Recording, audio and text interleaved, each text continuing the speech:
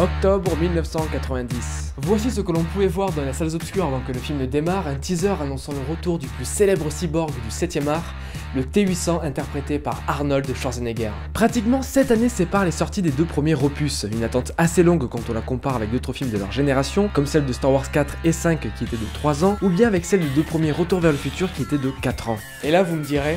Ouais mais vu la qualité du film, ses scènes d'action de fou et ses effets révolutionnaires, ils ont dû prendre leur temps. Enfin je veux dire, il n'est pas considéré comme l'un, si ce n'est le meilleur film d'action de tous les temps pour rien. Il n'y a pas eu d'accro, ils ont fait les choses bien. Ah, pas du tout. Sachez une chose, l'habit ne fait pas le moine et James Cameron ne déroge pas à la règle. Au contraire. Salutations voyageurs et bienvenue sur Hall du VHS. Aujourd'hui il est l'heure de mettre un pied dans le panthéon des films cultes et de se pencher sur l'une des œuvres majeures de James Cameron, Terminator 2.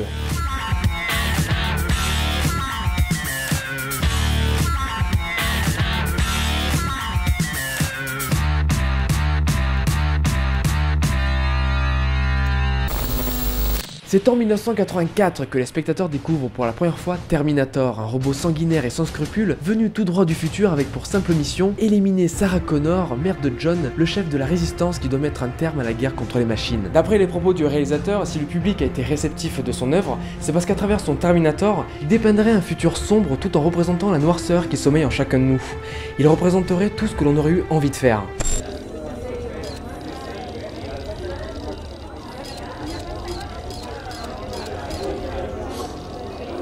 Hey, salut à tous les amis, ce serait possible de vous emprunter vos vêtements, vos bottes et votre moto s'il vous plaît? Terminator premier du nom est un succès critique et commercial qui rapportera près de 78 millions de dollars pour un budget de 6,4 millions. Il n'en fallait pas plus pour qu'une suite soit commandée, vous vous en doutez bien. 1991. Considéré comme un chef-d'œuvre cinématographique par d'innombrables critiques, le film qui nous intéresse aujourd'hui est bien évidemment sa suite, encore écrit et réalisé par James Cameron et mettant toujours en scène Arnold Schwarzenegger dans le rôle titre. Rembobinons ensemble son histoire.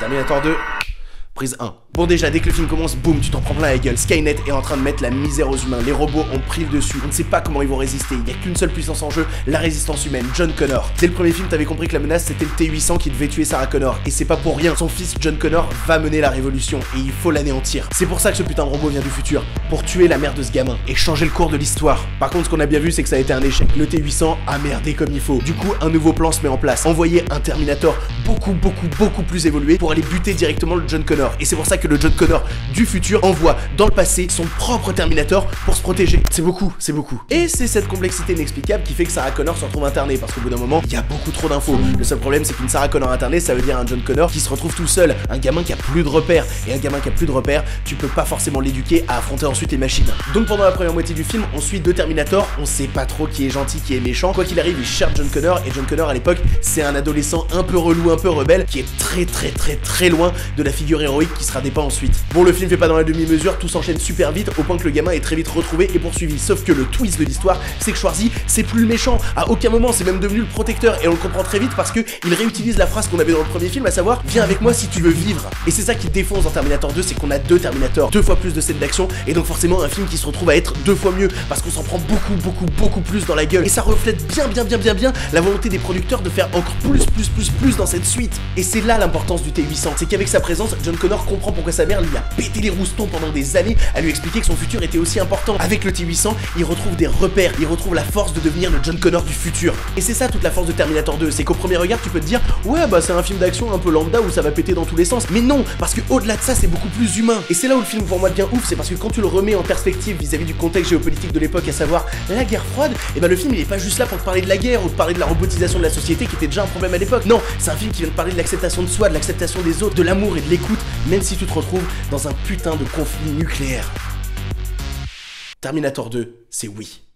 Et si je vous disais que le véritable Terminator du film n'est ni celui interprété par Arnold Schwarzenegger, ni celui par Robert Patrick, mais par son réalisateur lui-même. James Cameron est un réalisateur très impliqué dans ses projets. Vous dire qu'il passe beaucoup de temps à faire répéter ses acteurs, à mettre en place minutieusement les chorégraphies de combat et les scènes d'action, ça ne suffirait pas à vous montrer à quel point il est engagé. Non, il va jusqu'à s'occuper de la machine à fumer, à retoucher les maquillages et à les parfaire, alors que putain c'est l'équipe de Stan Winston qui se trouve derrière, l'équipe qui bossera entre autres sur les animatroniques de Jurassic Park. D'après son entourage, le réalisateur d'Abyss, Titanic et d'Avatar est fortement sympathique hors plateau, mais dès qu'il s'agit de bosser, c'est une toute autre histoire. On prendra pour référence ce que dit Schwarzy durant une interview autour du film.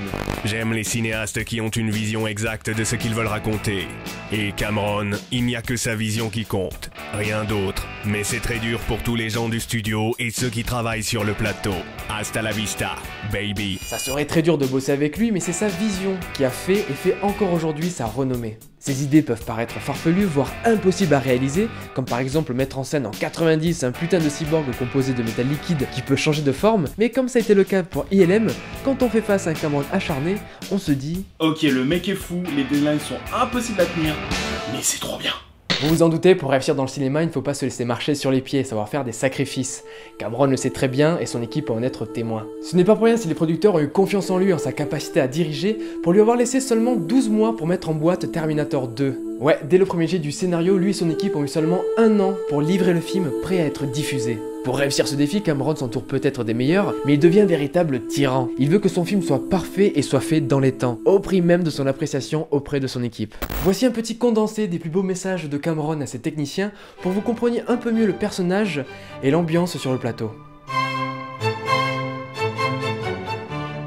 Chuck, si ce flingue ne marche pas, tu es un homme mort. De toute façon, le seul truc qui tient debout ici, c'est ma bite. Je vais te foutre un fusil à pompe dans le cul, tu vas voir que tu vas y arriver.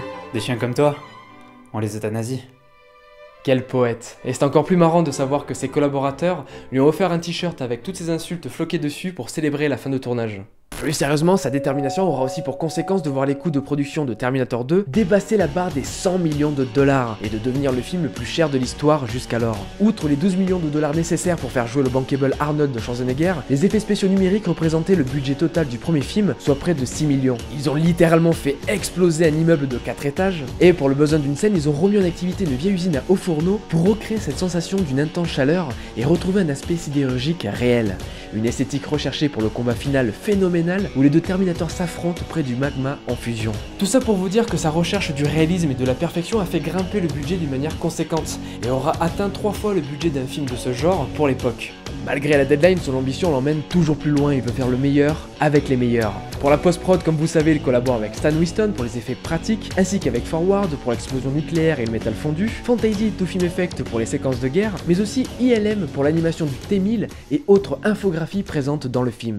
Des effets spéciaux révolutionnaires pour l'époque, certes, mais pourquoi sont-ils si révolutionnaires ?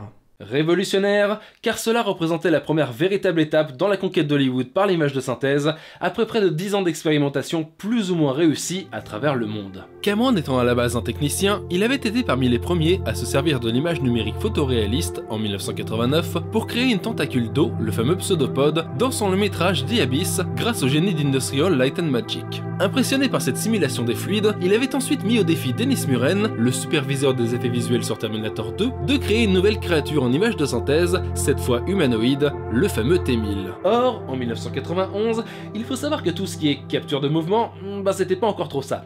Ok, en 1990, sur le film Total Recall, ils avaient tenté quelque chose avec des squelettes humains, mais il faut savoir qu'avec un Schwarzy se baladant sur le plateau de tournage avec un short ultra réfléchissant, tout avait été foiré. Donc la mocap chez ILM, c'était niette. À la place, pour réaliser les 42 plans truqués en images de synthèse avec le T-1000, les animateurs avaient peint l'acteur Robert Patrick avec une grille filmée par 2 caméras pour recréer sa gestuelle sous forme de routine d'animation dans l'ordinateur. Un exercice qui fut complété par un scan complet du visage de l'acteur, notamment en train de parler, pour donner vie à la première réplique de l'histoire d'un personnage numérique au cinéma. Oh toi ça va hein. Il faudra près de 10 mois, à raison de 8 semaines de travail par plan, pour donner vie aux 5 petites minutes dans lesquelles le T-1000 apparaît en image de synthèse dans le film sorti en 1991. Une tâche accomplie en réquisitionnant littéralement toute la puissance de calcul disponible chez ILM, mais aussi en dehors du studio. Pourtant, comme s'en rappelle Dennis Muren, certaines images durent être retouchées après leur rendu.